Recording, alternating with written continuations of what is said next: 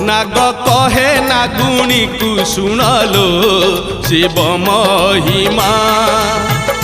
नाग कहे नागुणी को सुनलो शिव महिमा शिव ठारे की शक्ति अछिलो शिव ठारे की शक्ति अछिलो